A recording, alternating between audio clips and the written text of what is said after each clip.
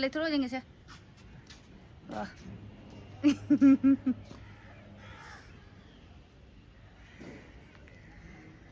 वाह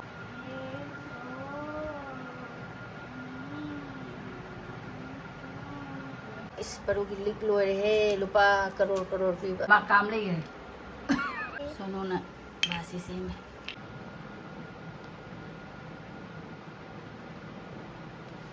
वाह लमेंद्रा किसने से पंगम दे दो इसे अको किसने देऊ किसने देख वाव यारे यारे नमबरा ma'am ngасidi sewai hauge kuire sewai chadaba ando sewai chaningai sisu aktana hani dom chana adum manipur dadi madhurjan and hai mare madhurjan hai bo mare adu dom chana yam hawi khole dum wari liba ko ado noma hausi semsi ko sen hai ba ene madhurjan se engona noma di comment budi lakhe ba ai maming su tadri cha su tadri usu udri ba ko ado ina ine dom chada idom sai di khang di khote ene dum wari liba adi dom chana sum sum wari di sma mai hai yam bo thong ji bina khangdre ene dum khangdre ba aduna du dum wari wari lira ko dei ai am chaninga ba ko akoi ya thumba da sewai sewaina khide dum chare sewai se kuire cha da ba aduga ngarang na han su aina dum khoi phone ni yang ba da sewai thongba se uba ko adu dum khangja chaninga ba hai ta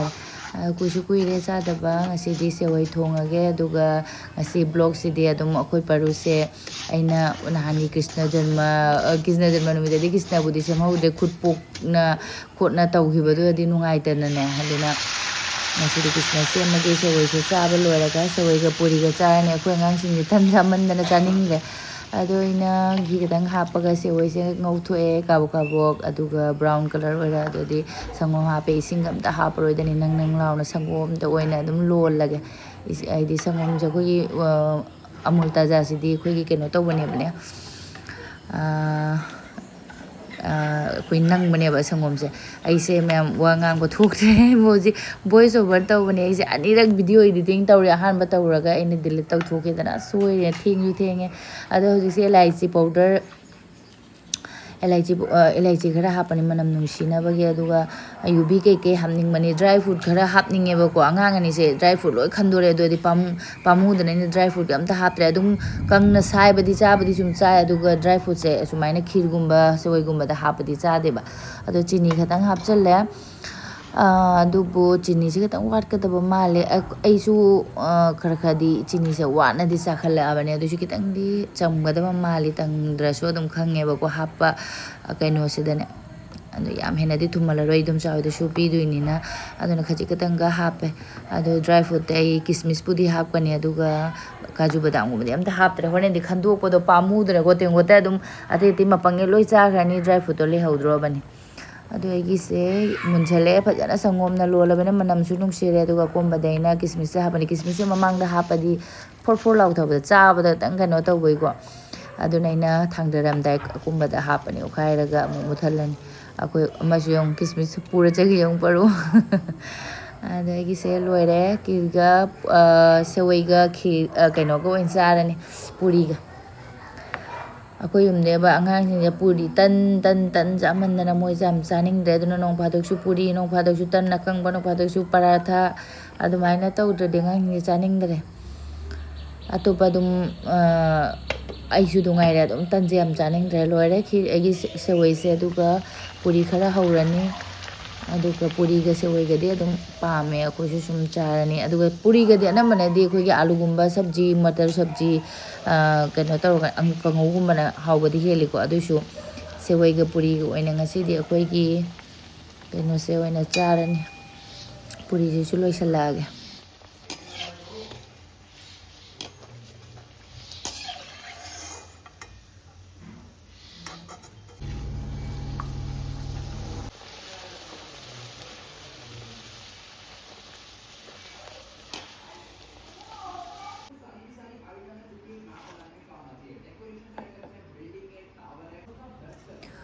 loire puri se anirak agi video se editing tawbani na mayam astal ado agi sewai si su loire aduga ngarangi mayam agi video do ꯚꯣꯏꯁꯇꯣ ꯇꯥꯕ ꯅꯨꯡꯉꯥꯏꯇꯦ ꯍꯥꯏꯗꯣ ꯑꯩꯅ ꯁꯤꯗ phone 3-4 ꯂꯧꯔꯒ ꯌꯦꯡꯉꯦꯕꯀꯣ ꯑꯩꯅ ꯌꯦꯡꯕꯗꯗꯤ ꯐꯣꯟꯁꯦ ꯀꯔꯤꯝꯇ ꯇꯧꯗꯦ ꯑꯩꯒꯤ ꯚꯣꯏꯁꯇꯣ ꯑꯩꯈꯣꯏ ꯃꯄꯥꯅꯁꯨ ꯑꯥꯗ ꯌꯦꯡꯉꯛꯑꯦ ꯑꯗꯨꯁꯨ ꯀꯔꯤꯝ ꯇꯧꯗꯦꯅ ꯍꯥꯏꯕꯀꯣ ꯑꯩꯈꯣꯏ ꯃꯥꯅꯁꯨ ꯌꯦꯡꯉꯦ ꯇꯧꯗꯦ ꯀꯅꯥꯒꯨꯝꯕꯒꯤ ꯐꯣꯟꯗ ꯇꯧꯕ ꯑꯣꯏꯔ ꯃꯥꯜꯂꯦ ꯁꯤꯅ ꯏꯗꯣꯝ ꯆꯥꯕꯒꯤ Yang peru kau mai. Idong bicara.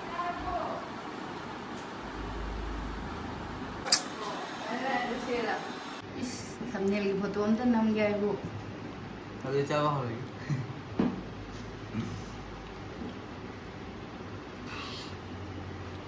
Kavi. asi pizza roll ga paru kisna sema sa se akoi kisna janma da kudi kisna sem hogdre do jumrom dagi paru do kisna sem de do kai gino ane loire kisna ai di chahi kuding ya dum sembi ai di angang gi sonu ai di hoji phajara sonu gi ga hana gi ga sem bagi am le mane do memory ma mang gi badagi ne memory card ma sam le bado hana tawro mane ba ha adu do mang gi badagi sonu gi eno le mang re aduga paru ki de hoji ama ni lei sis paru michi ga kari ga puning marai lo video ga namning de nang jai taw michi ne ga ne taw saurari mami law thora ni bai thora ni machi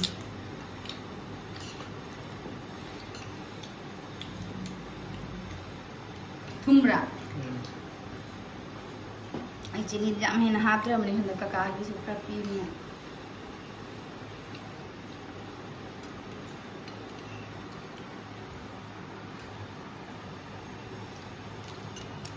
paru ki loidri jero ये चना से के तोरा ले Miró पूरा तम जा दे रो जा रो ओ बा ओके यार माई बाबो है रे सुन मागी लोइद्री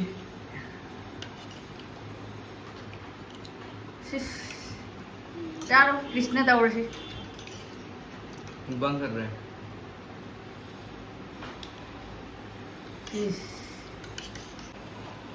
Paru acting tau rong jing ada kamera muta cerai ya mungkin.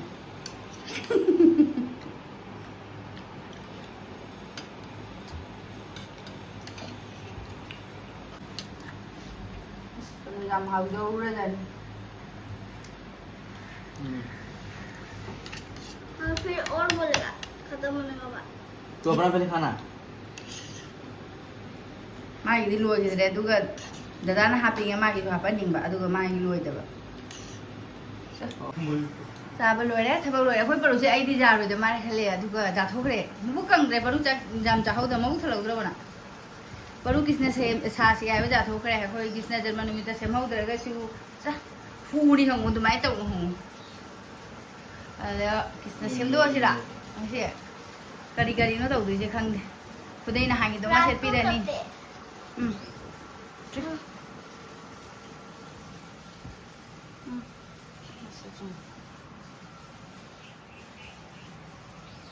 Parusing asidi harau yau tho bani na kisa semdu asi for adu being agi memory adum photo thamama se nungsi bane aba chandan hana haure kisna gini na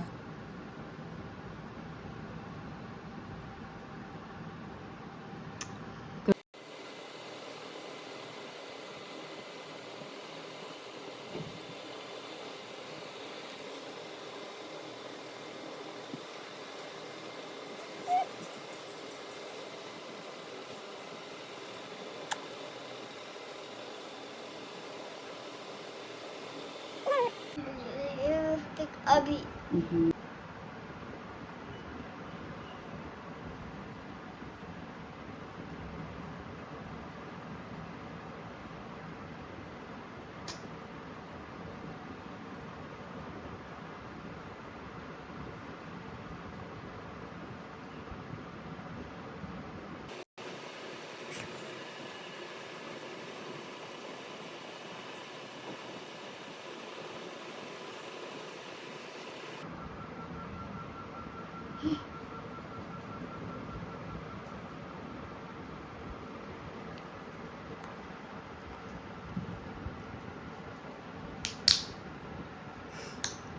आओ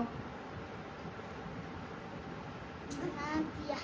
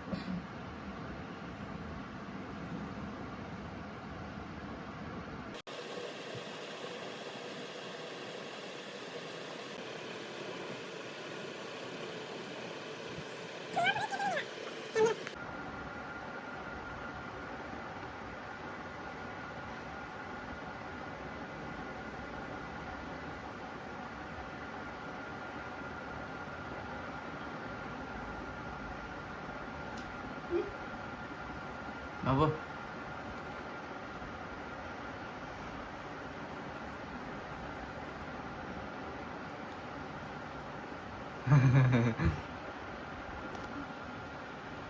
Situ itu beda.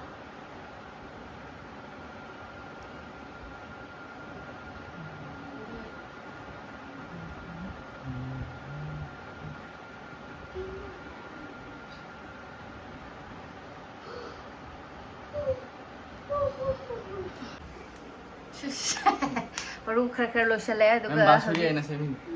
basuri mana semine ado se hoji sidra kutra agi loan gi ba ke ma'am puthore sina moi piing eda sem gi ba mako ke ko gi kaino do kare hai ni se adu dune ba ko kai hai du no thulak tre ni hai moi se bi ra gai ne wa ma kam le ge lamen ba kisna ni si ri si kaino thuk tre chin daga ada hojikti hanuba phara bani na koi kisna hanuba phara bani na adena sigi luhu pai brage no ado asi upar oi ado kaino oi na hi no oi na tura ase se si aji kaino to leisalu tu basuri da tu leisalu adena aduga kari kari na moti marang hi se lik se siu sia babu ah लग रहा है कोई अमीर है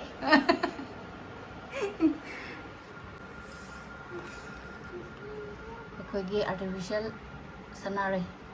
ꯂꯣꯏꯔꯦ ꯄꯣꯠ ꯊꯝꯕ ꯐꯖꯅ ꯃꯑꯣꯡ ꯆꯥꯗ꯭ꯔꯕꯅꯤꯅ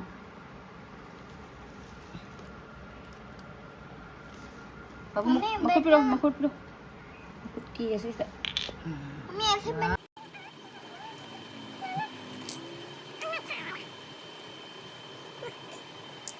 आपको कब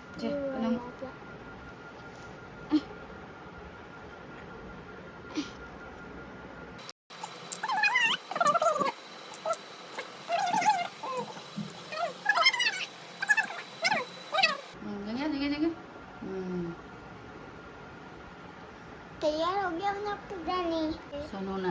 बासी से में बांसुरी नहीं तो सिरो समय देख चले सिरो अरे इकरे ले जी जा रहे थे मुझे वोट ले लियो माने है ना इस परो की लिख लो रहे लुपा करोड़ करोड़ की किसने गिला लाओ लाओ लाओ करोड़ का है वाह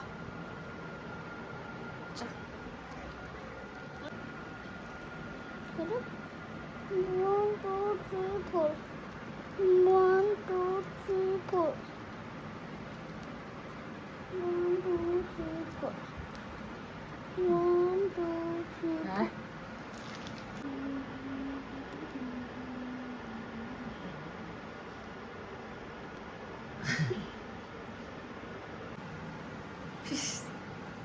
इस परू खकर लोइसले हौजी मसमगी ला मसमगी खरा सेमसि ला Kan basuri aina semin.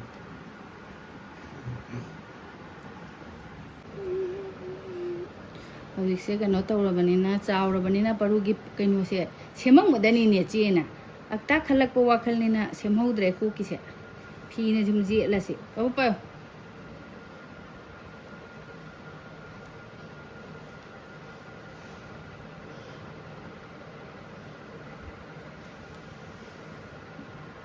Kupai cái gì mà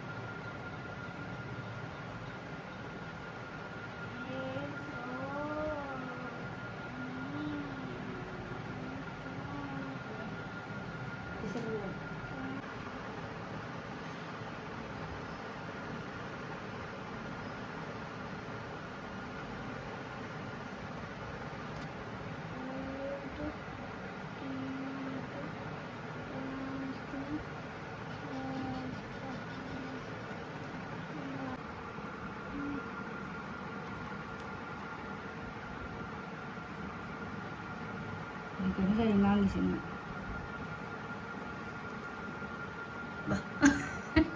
Si kayo naman na siyang sugtuwi je. More pang mana ini? Mor pang poro.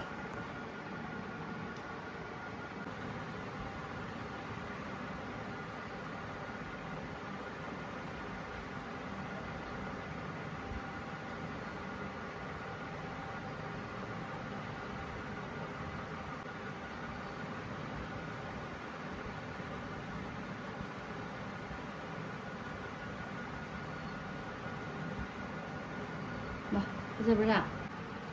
हाँ सुन ना थोड़ा ये रो दे दो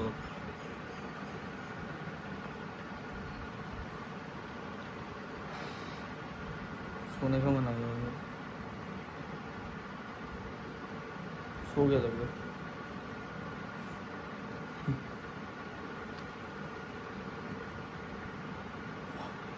देख के भी सो गई थी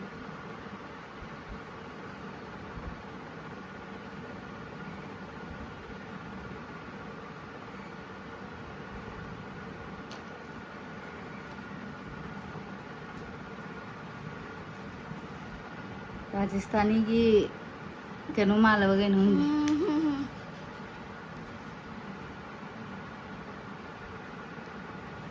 पैसा दो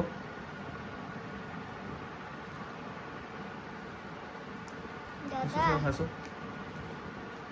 दादा एक मिनट यहाँ देख राजस्थानी माल वगैरह नहीं किसने माल में दिला है ना वाह लोए लोए बम लोए इंगे से मागी सिगी ले सिगा दुगैगी कोगी कोई सिगा साने रे दो इसको जैसे पकड़ना है देखो लाला और ऐसे बता दे मिले नहीं हम से सिमा लास्ट चूड़ा लास्ट शायद देखी नंबर फिर हो जाएगा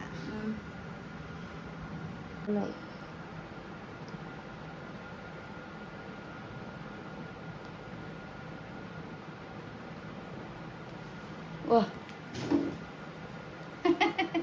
माले sama minjir dia guna pada wale ama tanda minjir dia jadi lasi sila foto nomor sila sila minjir wah wah wah wah एक सॉक्स किसने से पंगम दे दो इसे आने पी के देश मायने माने कुटु कुटु क्लाउं चियन बताओ चियलु जिंग बाबू चियलु माथे तना फोटो फट जा दो सेतना फट जाम की मुंगे ना चप्पल पहन लो हां किसने चप्पल पहनो Hello, mata. Kudai si aina set pa hitre ta wi. Nang ko tore mata kara ko da. Sim da jaro. Ngi jinga cha. Cái nó ngau quá mà lại cái này ngau quá mà chú thế là của tôi phải này. Nào con đang núp là cái nó còn đang núp của tôi thì vào cái gì nghe nào không?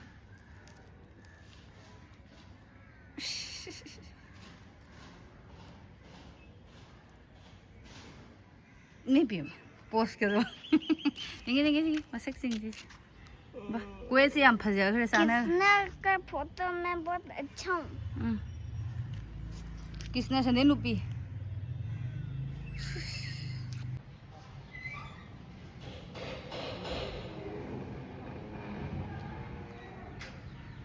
असो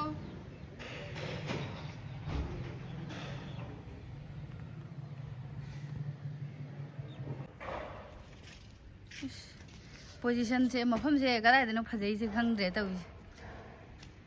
चले थोड़ा देंगे से वाह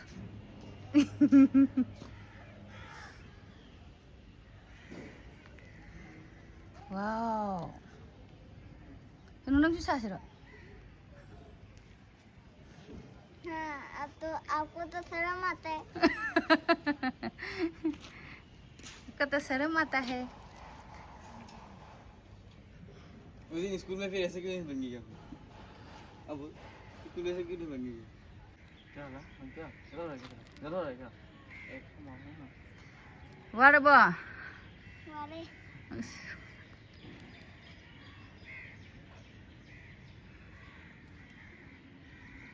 as luar foto shoot luar oi ma la la la sale silo loisileng hakteng da ngasai nge wagi ba pung ama ni changna loisan ba da wai da lokthok ba di minute ba ho roi अभी kisne sande nu pre kisne sande nu निकालने के बाद थोड़ा पानी पीऊंगा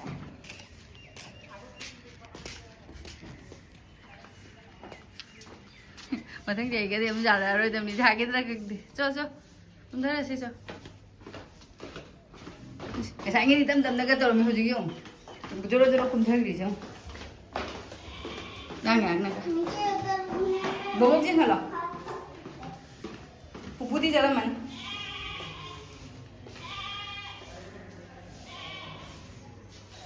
अको किसने देऊ किसना देख ओ बाप रे एकदम कृष्ण वया ना सीधा हां असं की चावला से जाओ आई चकर सारे ने मग सारे वो साव दो इमो का सावा से इमो जा बाबू दास हम तक तो पुंजाई जाय ले रे तू 너 토시라 살다 털 로이 포이데 그래 아 로이 랑토 그래 तावर डांस तावर से पतो हम तो नम गेसे बोबो के फोटो खींचेगा एक फोटो से आई फोटो नम दिए 랑토 그래 자 사갈 래 제 보도 보도 없는 말로 세 खा थावर से वाओ यार यार नम बरा 예 जब हम तो सावला 예 ding ding ding nang to lam to to ha cái cả lam bên năm xe ba mang sâu rồi bỏ cái này ngarang hi hon bagi kisna astami gi hi kana tar ba hi hon libat limit to ko mai program do jan ani nu share last di kapi wan hawai cái nó xa lên mày kiss nó luôn cái đấy kiss này ilu thấu rồi nè nó chưa thấu rồi bà bà rồi có mama end up video nó cái gì vậy wah kiss nào phao xa đi rồi cả sẽ mà khăn dây rồi bà rồi sevai